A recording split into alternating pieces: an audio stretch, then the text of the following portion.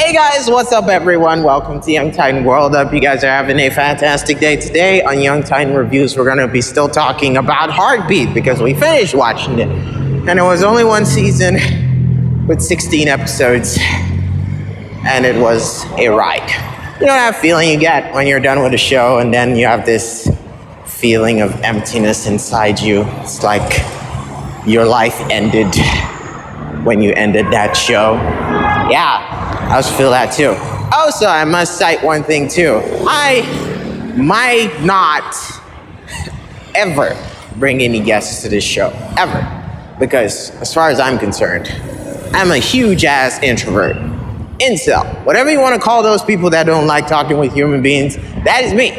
So, as much as I would love to let anyone else hop onto this show and talk about what they think about a movie, it might not happen, ever. So, just so you know, just so you are aware that this is the future of Young Titan World and Roadside Reviews. Because I'm basically recording this on my phone as I'm walking by the roadside. I don't think anyone else wants to do that with their spare time, let alone get a lot of people to listen to them anyways. But let's get back to it. Heartbeat was really campy. And I mean, like, I know Korean campy, but from the sound effects to the way everyone acted, it was like they wanted to make it a cartoon. The fact that the actors, or at least the main characters within this show, had to force themselves to be on a certain range of being extremely emotional to extremely exaggerating is just too much. I mean, for the girl didn't really have to do much. She just had to, be pissed off most of the time and be emotionally stunted at certain times. But it wasn't on the same level as the guy. The guy had to go through so many different scenes, having so many emotions at so many different times.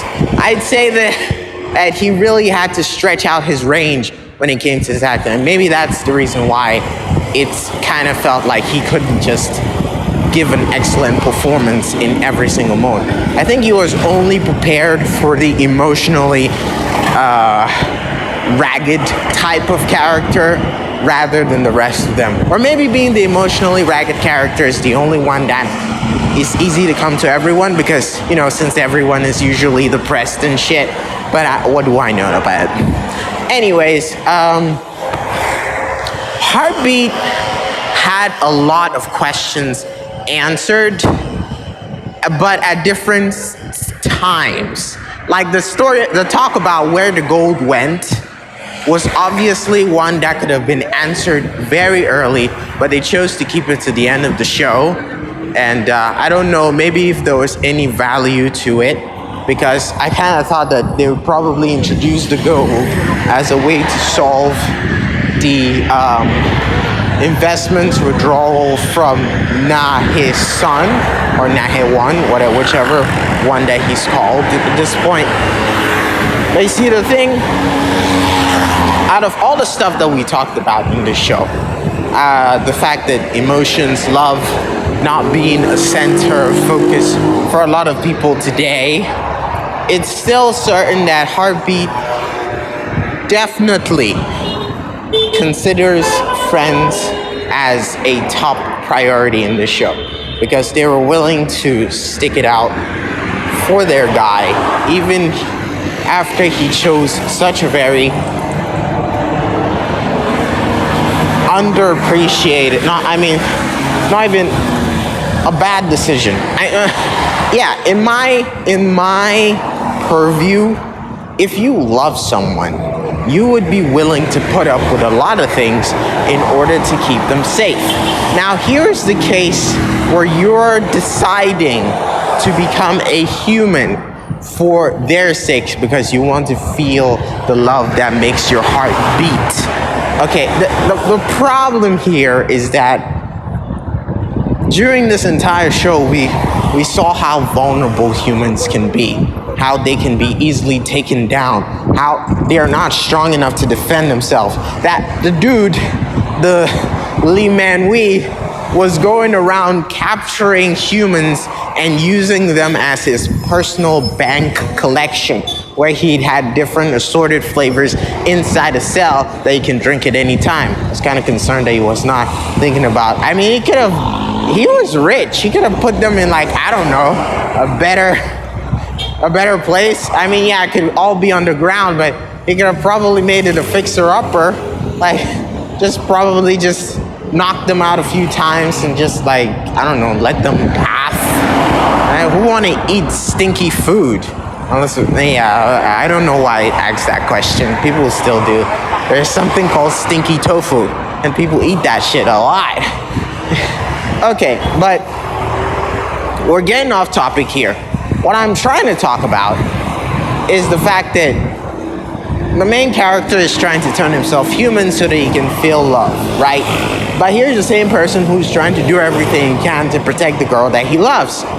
Now, you can't do a lot of things if you're human, because humans are so fragile, they die very early, and they have a lot of open spots. They have a lot of weaknesses, and it's easy for them to get, overtaken by emotion, killed so easily. So if you wanted to love someone with all your heart,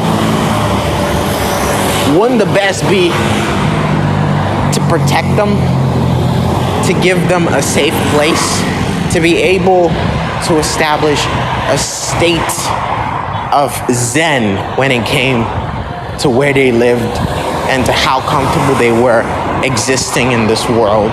Because you were a freaking vampire who's super fast, super strong, super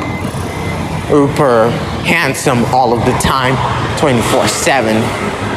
Basically unkillable, unless of course they have a hawthorn wood or silver. I mean, you could go plastic or something. It doesn't really have to be a very difficult situation. People be looking for jobs. What about you? It's not my problem. Okay, anyways, we have talked about heartbeat from different angles. One is the side of appreciating how good it is. The next is how ludicrous it is. But all in all, it's still a show. And maybe you would think it would cringe you out. Obviously, it did me. You're not safe from cringe. But maybe it's not the fact that it's cringe. Maybe it's the fact that it's cringe. The kind of mannerisms when it came for the girl is that she was super angry all the time. And then came another person who treated her lovely.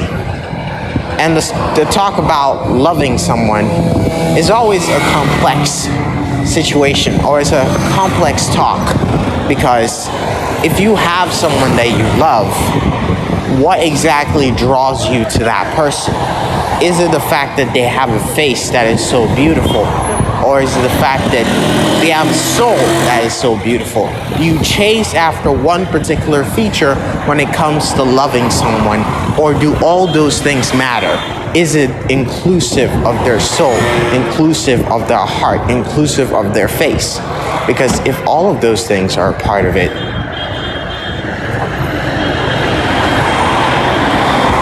then can it be that across lifetimes, two souls can meet again?